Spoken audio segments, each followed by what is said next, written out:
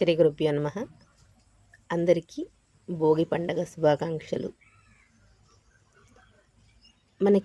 మన భోగిని చాలా ప్రత్యేకంగా విశేషంగా జరుపుకుంటాము. కానీ భోగి మంటలు వేసుకుంటాము. అలాగే తెల్లవారుజామున చాలా సందడిగా హడావుడిగా ఉంటాము. ఇంటి ముందు భోగి కుండలు వేస్తాము. ఇలా అనేక రకాలు చేస్తాము. చక్కగా తలస్నానం చేస్తాము. కానీ ఇంకా విశేషంగా ఈ పూట గోదాదేవి కళ్యాణం చేస్తారు. మనకి ఈ కలియుగంలో ప్రత్యక్షంగా భగవంతుణ్ణి పొందిన మన గోదాదేవి అమ్మవారి కళ్యాణం ఇప్పుడు చేస్తారు.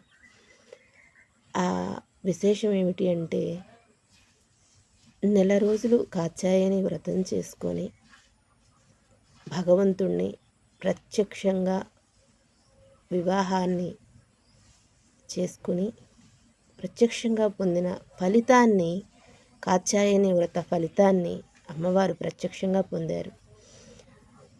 ఆ రోజు ఈరోజు మనకి ప్రతి ఒక్కరూ కూడా ఎప్పుడు ఒక నియమాన్ని పెట్టుకొని, ఒక వ్రతాన్ని, అలాగే ఒక హోమాన్ని కానీ, ఒక యజ్ఞాన్ని కానీ మనం అంత నియమంగా పాటిస్తే ఖచ్చితంగా భగవంతుణ్ణి మనం ప్రత్యక్షంగా కూడా పొందగలుగుతాము ఏ యుగంలోనైనా కూడా అని మనకి తెలియజేసిన మన గోదాదేవి కళ్యాణం ఈ పూట జరుగుతుంది. అందరికీ కూడా భోగి శుభాకాంక్షలు.